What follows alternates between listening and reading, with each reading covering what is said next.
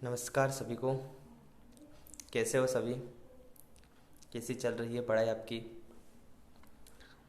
आप कमेंट करके बताएं कि आपकी पढ़ाई कैसी चल रही है। नोट्स बना रहे हो या नहीं बना रहे हो, या कुछ परेशानी आ रही है वीडियो में, आवाज़ में, देखने में, क्लियरिटी में, तो आप बताएं। और जो हमने पुराने वीडियो देख लिए हैं उनके नोट्स बनाए, उनको रिवाइज करें।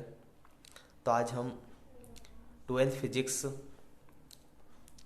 की पहली यूनिट का पहला चैप्टर आवेश एवं विद्युत क्षेत्र का तीसरा पार्ट, मतलब तीसरा वीडियो देख रहे हैं। आज हमने 2 वीडियो पहले देखे हैं, एक तो आवेश के बारे में, दूसरा कूलाम का नियम, विद्युत क्षेत्र और विद्युत क्षेत्र की तीव्रता का। आज हम विद्युत क्षेत्र रेखाओं के बारे में पढ़ेंगे। विद्युत क्षेत्र रेखाएं किसे कहते हैं? विद्युत क्षेत्र रेखाओं के गुण लिखिए। प्रश्न क्या है हमारा? विद्युत क्षेत्र रेखाएं किसे कहते हैं? विद्युत क्षेत्र रेखाओं के गुण लिखिए। अब जहाँ पर विद्युत क्षेत्र है वहाँ पर क्या है? विद्युत क्षेत्र रेखाएं उत्पन्न होती हैं। अब विद्युत परिभाषा क्या है? विद्युत क्षेत्र में खींचा गया वह काल्पनिक वक्र जिसके किसी भी बिंदु पर खींची गई स्पर्श रेखा उस विद्युत क्षेत्र की दिशा प्रदर्शित करती है। मतलब विद्युत क्षेत्र जहाँ कोई आवेश है, उस आवेश के चारों ओर विद्युत क्षेत्र है। विद्युत क्षेत्र में काल्पनिक वक्र, मतलब एक वक्र बना रहे हैं हम, काल्पनिक हम बना रहे हैं, कोई विद्युत क्षेत्र में होता नहीं। काल्पनिक वक्र जिसके किसी बिंदु पर खींची गई स्पर्श रेखा, उस पर यदि स्पर्श रेखा खींचेंगे तो उस बिंदु पर विद्युत क्षेत्र दिशा बताएगी। जैसे मान लो हम कोई वक्र खींचे, जैसे कोई हमने विद्युत क्षेत्र में ये वक्र खींच दिया, ये वक्र है। अब वक्र में किसी बिंदु पर मान लो हम बिंदु ले लें, एक ये बिंदु ले लिया, एक ये बिंदु ले लिया, एक यहाँ पे ये बिंदु ले लिया, और बिंदु लें यहाँ पे ये बिंदु ले लिया। अब प्रश्न क्या? विद्युत क्षेत्र में खींचा गया काल्पनिक वक्र खींचा आपने, एक काल्पनिक है, वास्तविक नहीं है, ये होता नहीं है, हमने खींचा है, कल्पना करिए एक वक्र है, तो ये बिंदु है। तो यहाँ पे विद्युत क्षेत्र दिशा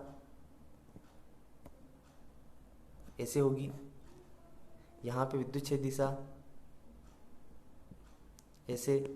स्पर्श रेखा खींचेंगे, इस बिंदु पर क्या खींचेंगे हम? स्पर्श रेखा। यहाँ पे ये, यहाँ पे खींचेंगे तो ये। तो क्या है विद्युत क्षेत्र रेखा? है विद्युत क्षेत्र में खींचा गया काल्पनिक वक्र है जिसके किसी बिंदु पर हम स्पर्श रेखा खींचेंगे तो उसकी दिशा बता देगी। विद्युत क्षेत्र दिशा यहाँ पे इधर है, यहाँ पर इधर है, विद्युत क्षेत्र की दिशा प्रदर्शित करती है। अब देखें हम विद्युत क्षेत्र रेखाओं के गुण देखें हम। देखिए गुण देखेंगे तो पहला गुण है विद्युत क्षेत्र रेखाओं गुण। विद्युत क्षेत्र रेखाएं धन आवेश से उत्पन्न होती है और ऋण आवेश पर समाप्त हो जाती है। विद्युत क्षेत्र रेखाओं का पहला गुण क्या है? धन आवेश से उत्पन्न होती है और ऋण आवेश पर समाप्त हो जाती है। देखिए इस डायग्राम में विद्युत क्षेत्र रेखाएं धन आवेश से प्रारंभ हो रही हैं, धन आवेश से प्रारंभ हो रही हैं। ये हम देख सकते हैं, ये धन आवेश यहाँ से प्रारंभ हो रही है और ऋण आवेश पर समाप्त हो रही है। ये धन आवेश से प्रारंभ हो रही है, ऋण आवेश पर समाप्त हो रही है। इधर ये धन आवेश से प्रारंभ हो रही है और ऋण आवेश पर समाप्त हो रही है। इस प्रकार जा रही है। इनकी दिशा कहाँ है? इधर। धन आवेश उत्पन्न होती है, ऋण आवेश समाप्त होती है। ये भी रेखाएं जो है इधर जा रही है, ये होकर वापस कहाँ आ जाएगी? इधर आ जाएगी। इधर से रेखा इधर आ रही है तो ये वहाँ पर वापस यहाँ पे मिल जाएगी। तो इस प्रकार धन आवेश से उत्पन्न होती है और ऋण आवेश पर वापस क्या हो जाती है? समाप्त हो जाती है। फिर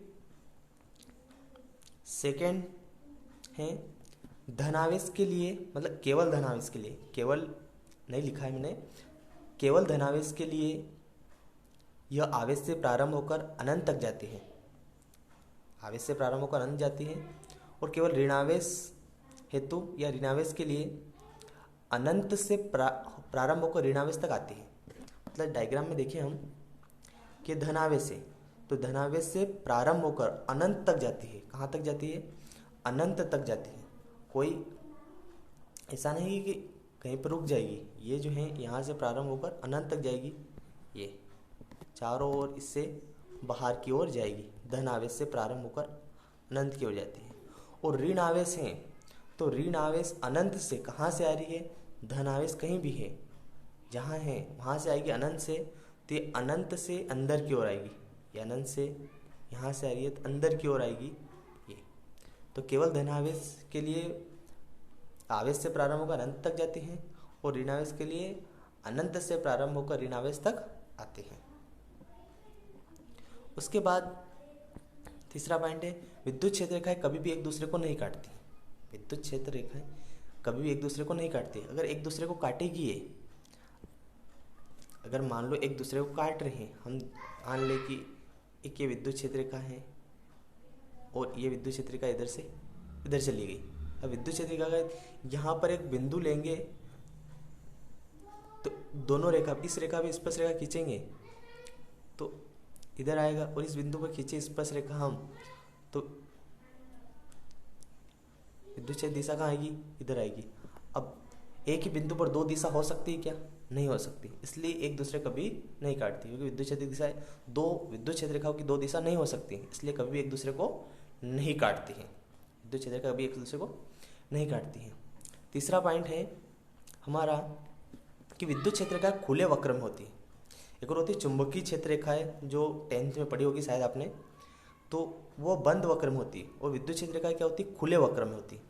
खुले वक्र का मतलब क्या होता है, जैसे खुले वक्र का मतलब हम समझते हैं, खुले वक्र में ये प्लस आवेश है और ये माइनस है, तो प्लस से प्रारंभ होकर माइनस पर जाती है।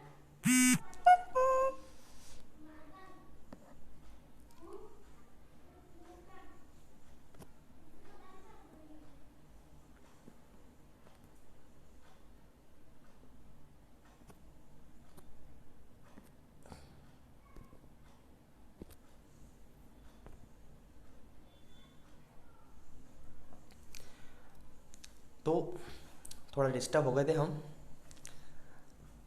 तो हम देखते हैं कि विद्युत क्षेत्र का खुले वक्र में होती है। खुले वक्र में समझा रहा था हमें, तो देखिए खुले वक्र में क्या है कि ये प्लस है और ये क्या है, माइनस है, तो प्लस से प्रारंभ होकर कहाँ जाती है, माइनस पर जाती है। अब ये माइनस से वापस प्लस पर नहीं आएगी, माइनस पर वापस प्लस पर नहीं आएगी, ये जा रही है। अगर ये वापस माइनस से होकर वापस प्लस तक आ जाती तो ये क्या हो जाता, पूरा बंद वक्र हो जाता। लेकिन प्लस से प्रारंभ होकर माइनस में समाप्त हो जाती, मतलब ये आधा वक्र है, मतलब क्या, खुला वक्र है। चुंबकीय जो रेखाएं होती हैं वो जो चुंबक में ध्रुव होते हैं एन और एस, एन से एस की ओर जाती है बाहर और अंदर वापस कहाँ आती है, एस से एन की ओर आती है, तो वो बंद वक्र होता है। ये क्या है, खुला वक्र है। प्लस से हमेशा माइनस की ओर जाती है, माइनस से प्लस की ओर नहीं आती वापस, इसलिए क्या बोलते हैं इसको, खुले वक्र में होती है। फिर विद्युत क्षेत्र, एक समान विद्युत क्षेत्र में खींची गई विद्युत रेखाएं परस्पर समांतर होती हैं। विद्युत क्षेत्र यदि एक समान है, नियत है, तो विद्युत क्षेत्र रेखाएं परस्पर क्या होगी, समान होगी, उनके बीच की दूरी क्या होगी, नियत होगी। जैसे ये एक समान विद्युत क्षेत्र है, ये लाइन खींची पहली, जैसे समांतर नहीं खिंचा रही मेरे से, लेकिन ये समांतर मतलब बीच की दूरी अगर फिक्स है तो एक समान विद्युत क्षेत्र है। एक समान विद्युत क्षेत्र में विद्युत क्षेत्र रेखाएं परस्पर क्या होती है, समांतर होती है। अब और भी बहुत सारे गुण हैं इसमें विद्युत क्षेत्र रेखाओं के, लेकिन हमने बहुत कम गुण लिखे हैं। जैसे एक गुण और डेफिनेशन से बता सकता हूँ मैं, कि डेफिनेशन परिभाषा में लिखा है कि विद्युत क्षेत्र में खींचा गया वह काल्पनिक वक्र जिसके किसी बिंदु पर खींची गई स्पर्श रेखा उस बिंदु पर विद्युत क्षेत्र दिशा प्रदर्शित करती है। तो एक और गुण है इसका कि इसके किसी भी बिंदु पर खींची गई, इसके किसी भी बिंदु पर खींची गई स्पर्श रेखा विद्युत क्षेत्र की दिशा प्रदर्शित करती है, ये भी एक गुण है। अब दोनों प्लस प्लस और दोनों माइनस माइनस दोनों प्रतिकर्षित क्यों होते हैं, जैसे प्रतिकर्षित होना है, ये भी विद्युत क्षेत्र रेखा गुण हम पढ़ा है हमने कि दो सहजातीय आवेश एक दूसरे को प्रतिकर्षित करते हैं और दो विजातीय आवेश एक दूसरे को आकर्षित करते हैं। विजातीय आवेश आकर्षित करते हैं, इसका मतलब है कि जैसे दोनों विजातीय आवेश है, एक प्लस है, यहाँ पे ये प्लस है और यहाँ पे ये माइनस है, तो ये प्लस से प्रारंभ होकर कहाँ जाती है, विद्युत क्षेत्र रेखा माइनस की ओर। तो ये जो विद्युत क्षेत्र रेखा है अपने जो पाथ है, जो दूरी हो कम से कम करने का प्रयास करती है। जल्दी से जल्दी माइनस से कहाँ जाने का प्रयास करती है, प्लस की ओर। ऐसे घूम के ऐसे नहीं जाती, जल्दी से जल्दी जाने का प्रयास करती है, जल्दी जाने का प्रयास करती है। दोनों में क्या होता है, अट्रैक्शन, एक खिंचाव होता है, जिससे दोनों में क्या लगता है, आकर्षण बल। तो दोनों विजातीय में आकर्षण बल लगता है। अब दोनों सजातीय आवेश, सजातीय आवेश मतलब दोनों क्या है, प्लस है, ये भी प्लस है और ये भी क्या है, प्लस है। अब दोनों प्लस में क्या होगा, किसे विद्युत क्षेत्र रेखाएं निकलेगी और इससे भी निकलेगी। अब दोनों क्या होगी, एक दूसरे की बहुत दुश्मन है, प्लस प्लस और माइनस माइनस तो एक दूसरे के दुश्मन समझ सकते हैं। ये इधर जाएगी और ये भी इधर चली जाएगी, ये आएगी तो फिर ये इधर, ये आएगी तो ये इधर, इधर जाएगी ये इधर, ये काटेगी नहीं, हमने गलत खींच दिया है, ये इधर, ये इधर। तो ये दोनों परस्पर लंबवत दिशा में एक दूसरे के दूर हटेगी, परस्पर क्या होगी, दूर हटेगी। अब दूर हटेगी तो दोनों में क्या होगा, प्रतिकर्षण होगा और बहुत सारी बल रेखा होगी, इससे दूर हटेगी तो इसमें क्या होगा, ऐसे माइनस माइनस में भी क्या होगा, रेखा दूर हट, विद्युत क्षेत्र का दूर हटती, इसलिए क्या होता है, प्रतिकर्षण होता है। ये इसका वास्तविक कारण है। तो ये हमने पढ़ा है किसके बारे में, विद्युत क्षेत्र रेखा, विद्युत क्षेत्र रेखाओं के गुण। अब विद्युत क्षेत्र के बारे में ये आंसर आया तो बस इतना ही लिखना अपने को, विद्युत क्षेत्र रेखा है किसे कहते हैं, डायग्राम बना देंगे और ये 5-6 पॉइंट लिख देंगे और ज़्यादा भी लिख सकते हैं हम। अब नोट्स में नहीं लिखना है, ये मैं बता देता हूँ कि कंफ्यूज हो जाएंगे कि क्या लिखना है क्या नहीं लिखना है। बस ये इतना आंसर लिखना है अपने को। ये तो समझने का है, मैंने समझने के लिए लिखा है, आप समझ ले इसको। फेयर कॉपी बनाते हो तो नहीं लिखे कि विद्युत क्षेत्र रेखाएं का जो परिमाण और दिशा होती है वो कब नियत होती है, कब नियत नहीं होती। जैसे आपके सामने ये 4 प्रकार की विद्युत क्षेत्र रेखा बताई हैं, जैसे अभी 3 दिख रही हैं कोर। देखिए कि सबसे फर्स्ट जो नंबर है, इसमें जो लाइनें हैं समांतर हैं, दिशा एक ही फिक्स है, एक तरफ दिशा जा रही है, दिशा फिक्स है इनकी, दिशा कहाँ है, इधर है, और बीच की दूरी भी फिक्स है, तो इनकी दिशा नियत है और दोनों रेखाओं बीच की दूरी फिक्स है, मतलब विद्युत क्षेत्र का परिमाण भी फिक्स है। परिमाण कैसे लिखते हैं, मोड के अंदर, mod E, vector mod E is equal to नियत, मतलब इसका परिमाण क्या है, नियत है, एक समान है। नियत मतलब एक समान, अभी हमने पढ़ा था कि एक समान विद्युत क्षेत्र का परस्पर समांतर होती है, समांतर है, मतलब ये क्या है, नियत है। अब दूसरा है विद्युत क्षेत्र का ऐसे घूमकर बनाई गई है, लेकिन एक बात है कि इसमें जो बीच की दूरी है, इनकी बीच की दूरी क्या है, फिक्स है, तो ये परिमाण क्या होगा, नियत होगा। बीच की दूरी अगर फिक्स है मतलब क्या है, ये नियत है।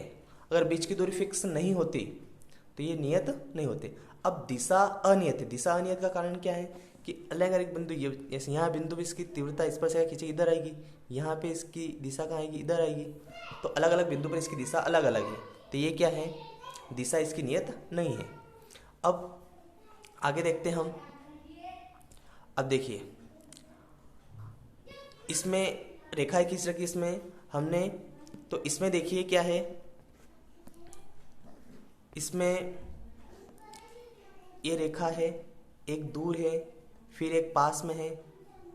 अब इनके बीच की दूरी क्या है, कम ज़्यादा है। बीच की दूरी क्या है, पहले बीच की दूरी ज़्यादा है फिर कम है, तो मतलब बोल सकते हैं हम कि इसका विद्युत क्षेत्र का जो परिमाण है वो नियत नहीं है, लेकिन दिशा फिक्स इधर ही है, मतलब दिशा क्या है, नियत है, दिशा नियत है। इसमें इसका परिमाण है, विद्युत क्षेत्र का परिमाण नियत नहीं है लेकिन दिशा नियत है। ये विद्युत क्षेत्र की जो प्रॉपर्टी, इसके आधार पर हम बता सकते हैं कि विद्युत क्षेत्र का परिमाण कितना होगा, नियत होगा, नहीं होगा, अनियत होगा। ये हम बता सकते हैं कि बीच की दूरी नियत फिक्स नहीं है, कम ज़्यादा है, मतलब विद्युत क्षेत्र फिक्स नहीं है लेकिन इसकी दिशा फिक्स है। अब लास्ट देखिए, लास्ट में है हमारे पास कि ये इधर जा रही है, एक इधर जा रही है, एक इधर जा रही है, मतलब दिशा भी फिक्स नहीं है और बीच की दूरी बराबर नहीं है, मतलब परिमाण भी नियत नहीं है। तो विद्युत क्षेत्र का जो परिमाण है वो भी नियत नहीं है और दिशा भी क्या है, नियत नहीं है। तो ये हमने विद्युत क्षेत्र रेखाओं के बारे में पढ़ा है। अब हम अगला टॉपिक पढ़ेंगे, विद्युत द्विध्रुव। विद्युत क्षेत्र रेखाएं अगर अच्छे से समझ में आ गई है तो आप कमेंट करके बताएं। अगर कोई डिफ़िकल्टी परेशानी है तो भी आप कमेंट करके बताएं कि ये हमें समझ में नहीं आया है, तो अगले वीडियो जब भी हम बनाएंगे पढ़ेंगे तो उसमें उसका सुधार कर दिया जाएगा। तो विद्युत द्विध्रुव किसे कहते हैं? विद्युत द्विध्रुव, इलेक्ट्रिक डाइपोल, इंग्लिश बोलते हैं इसको इलेक्ट्रिक डाइपोल। डाई मतलब दो, पोल मतलब ध्रुव, जिसके दो ध्रुव हों। अब दो ध्रुव में क्या होता है कि यदि दो बराबर मतलब एक समान, बराबर तथा विपरीत बिंदु आवेश किसी अल्प दूरी पर स्थित हो, दो बराबर तथा विपरीत बिंदु आवेश किसी अल्प दूरी पर स्थित हो, तो ऐसे निकाय को विद्युत द्विध्रुव कहते हैं। मतलब बराबर का मतलब है कि जैसे मान लो एक ये बिंदु है और एक ये बिंदु आवेश है, दो बराबर, मान लो यहाँ पे +5Q आवेश है तो यहाँ पे क्या होना चाहिए? -5Q आवेश। ने क्या बोला? बराबर और विपरीत, जितना परिमाण यहाँ 5 है तो यहाँ भी 5 ही होना चाहिए, लेकिन एक प्लस है तो क्या होना चाहिए? माइनस। दो बराबर तथा विपरीत बिंदु आवेश अल्प दूरी पर, अल्प दूरी पर स्थित हो, तो ऐसे निकाय क्या बोलते हैं? विद्युत द्विध्रुव। जैसे ये दो आवेश हैं, यहाँ पे मान लो आवेश हैं 10 + 10, तो यहाँ पे क्या होना चाहिए? -10। तो दोनों बराबर होने चाहिए लेकिन साइन अलग अलग होना चाहिए। विपरीत बिंदु है, विपरीत मतलब एक प्लस का और एक माइनस का, अल्प दूरी पर स्थित हो, ऐसे निकाय को विद्युत द्विध्रुव कहते हैं। क्लियर है? अब इसके बाद डायग्राम देखिए। एक दो आवेश है -Q + Q, इनके बीच की दूरी हमने 2a ली। बीच की दूरी कितनी है? 2a। अब बीच की दूरी r भी ले सकते थे, a भी ले सकते थे, हम 2a ही क्यों ली? 2a लेने का एक रीज़न है कि हम जब डेरिवेशन करेंगे, जैसे मान लो विद्युत क्षेत्र के कारण तीव्रता निकालेंगे, तो तीव्रता निकालने के लिए जैसे ये विद्युत द्विध्रुव है, अब ये बिंदु P है, यहाँ पर हमें तीव्रता निकालनी है, इसके कारण ये +Q ये -Q, तो अब इस बिंदु P की दूरी यहाँ से लेंगे -Q से अगर P तक लेंगे या +Q से P तक ले, ये तो अन्याय हो जाएगा, क्योंकि द्विध्रुव से दूरी लेनी मतलब बीच में से लेनी पड़ेगी। बीच में से मतलब यहाँ बीच में से लेंगे। अब बीच में से लेंगे, मान लो इसकी दूरी हमने a मान ली, टोटल कितनी मान ली? a, तो ये क्या हो जाएगा? a/2 लिखना पड़ेगा, और ये भी क्या लिखना पड़ेगा? a/2 लिखना पड़ेगा। a/2 1/2 लिखें, आगे कैलकुलेशन करने में हमें क्या आएगी? परेशानी आएगी, इसलिए हमने 2a लिया है। ऐसा कोई कारण नहीं है कि 2a फिक्स ही है, फिक्स नहीं है, हमने कैलकुलेशन अच्छी सरल हो जाए, सिंपल हो जाए, इसलिए हमने 2a लिया है। बहुत सारी बुक में 2l भी लिखते हैं, 2l लिखा है तो भी सही है, 2a लिखा तो भी सही है। अब विद्युत द्विध्रुव के बाद विद्युत द्विध्रुव आघूर्ण किसे कहते हैं? द्विध्रुव आघूर्ण सेम इसी पर डिपेंड है। द्विध्रुव आघूर्ण विद्युत द्विध्रुव के किसी एक आवेश के मान तथा दोनों आवेशों के बीच की दूरी के गुणनफल को द्विध्रुव आघूर्ण कहते हैं। अब द्विध्रुव है, अभी हमने बनाया था द्विध्रुव, जैसे द्विध्रुव है, यहाँ आवेश है +Q, यहाँ आवेश है -Q। अब दोनों आवेश सेम है, यदि ये एक 5 कूलम है, दूसरा भी 5 कूलम होगा, एक 15 है, दूसरा भी 15 होगा, तो किसी एक आवेश का मान लेना हमें। मान तो फिक्स है, अगर 15 है तो 15 ही आएगा, दोनों का 15 है। दोनों के बीच की दूरी अभी बताया था मैंने, दोनों के बीच की दूरी कितनी लेंगे हम? 2a लिए। अब क्या होगा कि दोनों का गुणनफल, एक आवेश के मान और दोनों आवेशों के बीच की दूरी के गुणनफल को द्विध्रुव आघूर्ण कहते हैं। यह द्विध्रुव आघूर्ण किसी एक आवेश के मान या दोनों आवेशों के बीच की दूरी के गुणनफल के बराबर होता है। अपने हिसाब से हम परिभाषा चेंज कर सकते हैं, ऐसा नहीं कि जो सर ने बताई है, सर ने लिखा ही है, वही पत्थर की लकीर है, वो पत्थर की लकीर नहीं है। हम अपने हिसाब से जिस अकॉर्डिंग हमें याद हो जाए, समझ में आए, उस अनुसार हम चेंज कर सकते हैं। मैंने क्या बताया? विद्युत द्विध्रुव के किसी एक आवेश के मान तथा दोनों आवेशों के बीच की दूरी के गुणनफल को द्विध्रुव आघूर्ण कहते हैं। या ऐसा भी हो सकता है कि द्विध्रुव आघूर्ण किसी एक आवेश के मान और दोनों आवेशों के बीच की दूरी के गुणनफल के बराबर होता है। सेम एक ही बात है। अब द्विध्रुव आघूर्ण का फार्मूला क्या हो जाएगा, द्विध्रुव आघूर्ण को P से प्रदर्शित करते, याद रखना। एक बात मैं भूल रहा था कि विद्युत द्विध्रुव आघूर्ण को P से प्रदर्शित करते हैं, कैपिटल P बराबर क्या होगा, Q इंटू 2A।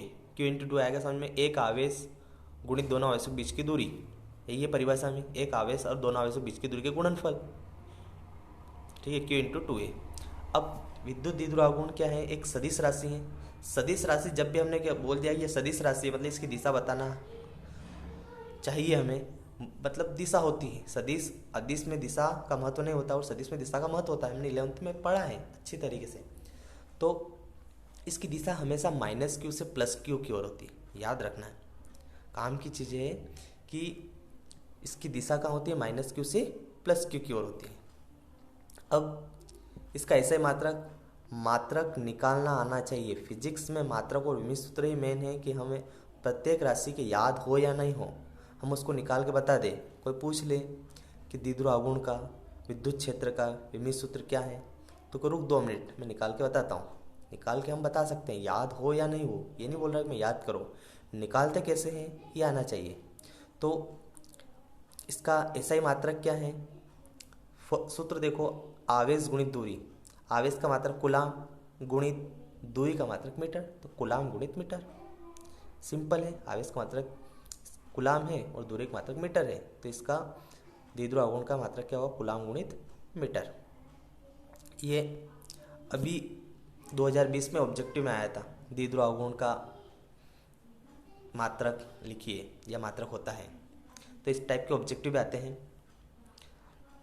विमित सूत्र, तो विमित सूत्र, आवेश का विमित सूत्र हमने पढ़ा है 80, और दूरी का विमित सूत्र L, दूरी लंबाई का L, तो क्या हो जाएगा, M नहीं इसलिए M0 L T A, तीनों 1 है, तीनों पर 1 लिख दिया, 1 नहीं लिखे तो भी कोई ऐसा कोई जरूरी नहीं है।